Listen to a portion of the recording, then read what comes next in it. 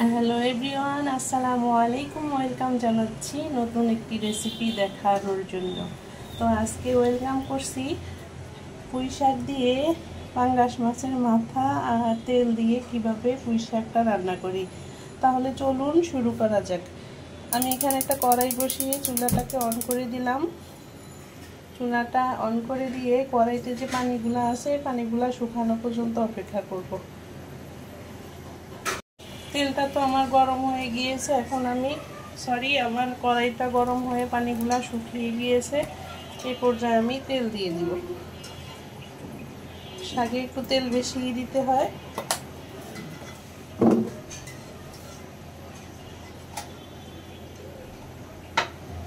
এখন আমি পেঁয়াজ বাটা দিয়ে দিব।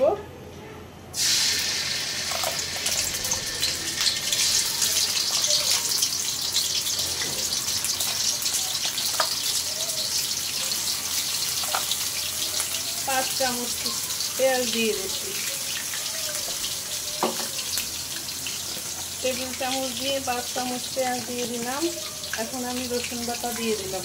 এখানে আমি কোনো আদা ইউজ করব না, কারণ শাকের সাথে মাছের সঙ্গে কখনো আদা যায় না। কারণ আদা দিলে আদার ফ্লেভারটায় মাছের গন্ধ নষ্ট করে দেয়।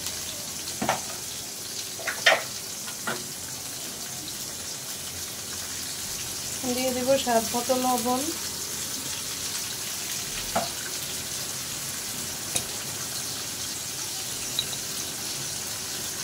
দিয়ে দেব লাল মরিচের গুঁড়া।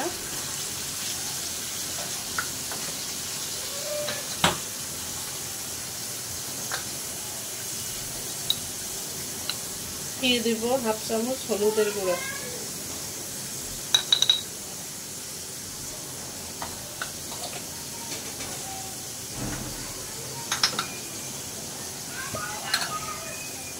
এখন দিয়ে দিব আধা চামচ জিরার গুঁড়া।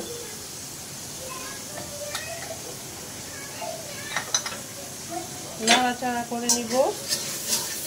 একটা বড় কড়াই নিয়েছি এর জন্য, তো চুলা নষ্ট না হয়, নয়তো তেল ছিটে চুলাটা একদম নোংরা হয়ে যায় আর পরিষ্কার করতে খুবই ঝামেলা মনে হয়।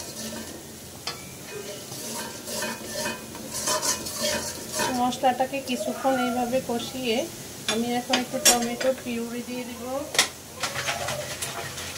আমি টমেটো সেদ্ধ করে একদম চেলে ফ্রিজে রেখে দিয়েছিলাম। ওখান থেকে আমি একটু টমেটোর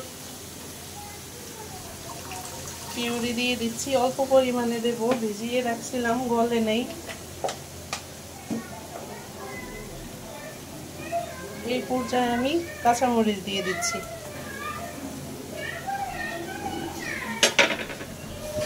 তো সুন্দর করে কষিয়ে নেব।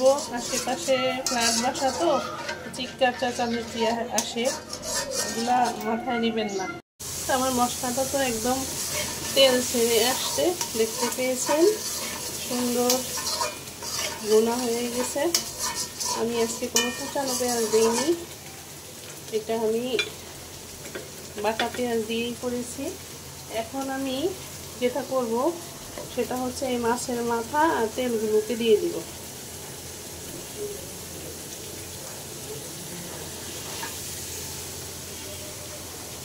আগে থেকে ধুয়ে ক্লিন করে রেখেছিলাম মাছের মাথা এবং তেল।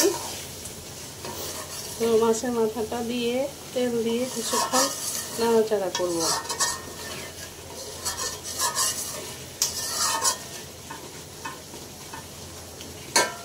এই রান্নাটা এত সুস্বাদু হয়, আপনারা অবশ্যই, যদি মিথ্যা কথা বলি তাহলে আপনারা একবার হলেও এটাকে ট্রাই করবেন।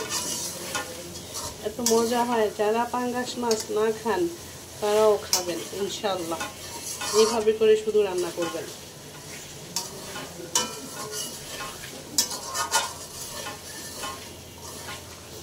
কিছুক্ষণ নাড়াচাড়া করে আমি এর ভিতরে আবার একটু টমেটোর পিউরি দিয়ে দেব, যেহেতু গলে নাই এখনো।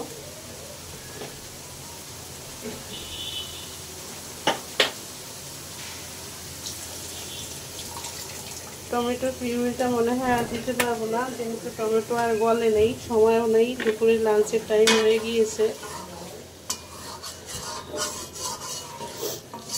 আর শুক্রবার জুম্মার দিন গ্যাস থাকে না, প্রত্যেকটা জুম্মা আসলে টোটালি কোনো গ্যাস থাকে না।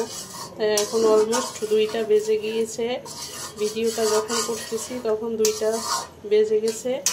এখন আমি রান্নাটা চাপিয়ে দিছি চুলায়। তো আমার এটা একটু ভুনা হওয়া পর্যন্ত আমি অপেক্ষা করব। তো আমার মাথাটা কষানো শেষ হয়ে গিয়েছে। এখন হচ্ছে আমি শাকগুলোকে দিয়ে দিব। দেখেন কি সুন্দর সবুজ শাক, আমি কেটে সুন্দর করে ধুয়ে ঝরা দিয়ে রেখেছিলাম। এখন আমি শাকগুলোকে মাছের মাথার সাথে দিয়ে দিচ্ছি। শাকও মাশাআল্লাহ অনেকগুলা, তাই বড় একটা কড়াই নিয়েছি। আজকে দুপুরে রান্নায় এই শাক আর থাকছে মাছ, আর অন্য কিছু রান্না আজকে করব না, যেহেতু গ্যাস নাই চুলায়, এত কষ্ট করে রান্না করে খেতে ইচ্ছা করে না। তো আমি শাক দিয়ে দিলাম, শাকটা দিয়ে এটাকে একটু নাড়াচাড়া করে দেব।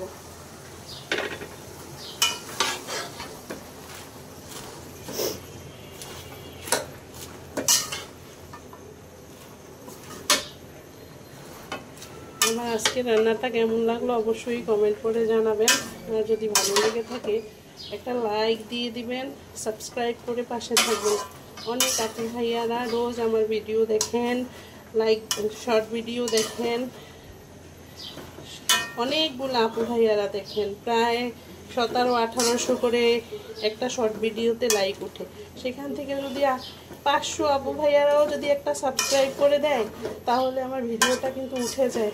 আপনাদের কাছে অনেক রিকোয়েস্ট, অনেক কষ্ট করে আপনাদেরকে এই ভিডিও উপহার দেই। তো অবশ্যই আমার চ্যানেলটিকে সাবস্ক্রাইব করে পাশে থাকবেন, আর পাশে থাকা বেল বাটনটিকে অন করে দিবেন।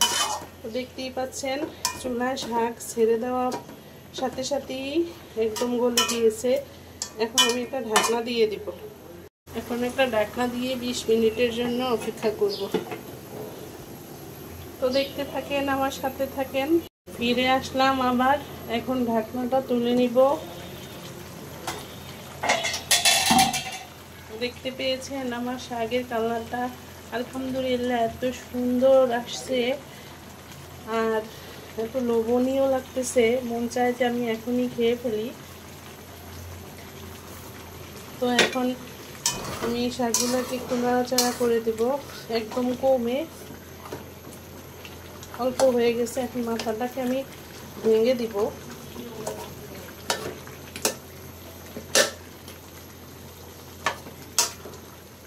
তো এইভাবে করে কারা কারা খান অবশ্যই কমেন্ট করবেন, প্লিজ কমেন্ট করবেন।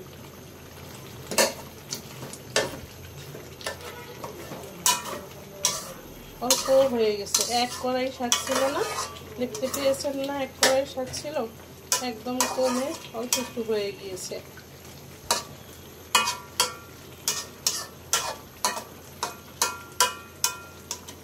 দেখেছেন কতটুকু হয়েছে?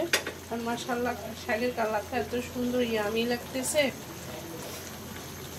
তো এই শাক দিয়ে আমার এই একটা তরকারি হলে আমার আর অন্য কিছু চাই না, শুধু একটা তরকারি হলেই হয়। তো দেখতে থাকেন। রান্নাটা আমার কমপ্লিট হয়ে গিয়েছে। এখন একটু নাড়াচাড়া দিয়ে এটাকে নামিয়ে নেব আর পরিবেশন করে আপনাদেরকে দেখিয়ে দেব। তো কেমন লাগলো আমার রান্নাটা বলুন তো? গ্রামে পুরো ঘরটা যেন মৌ মৌ করতেছে, কতটুকু শাক হয়ে গেছে দেখতে পেলেন? শাকটা ভীষণ সুন্দর ছিল, তরতাজা একদম ফ্রেশ।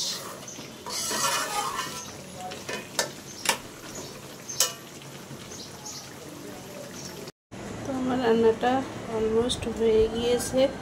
দেখুন শাকের কালারটা এত সুন্দর, আর মাশাআল্লাহ এত টেস্টি হয়েছে যা বলার বাহিরে। অবশ্যই আপনারা একবার হলেও এভাবে করে খাবেন। আমি এখন খাবো, আপনাদেরকে একটু শেয়ার করে দেখিয়ে দিলাম। তাহলে আল্লাহ হাফেজ, ভালো থাকবেন সবাই।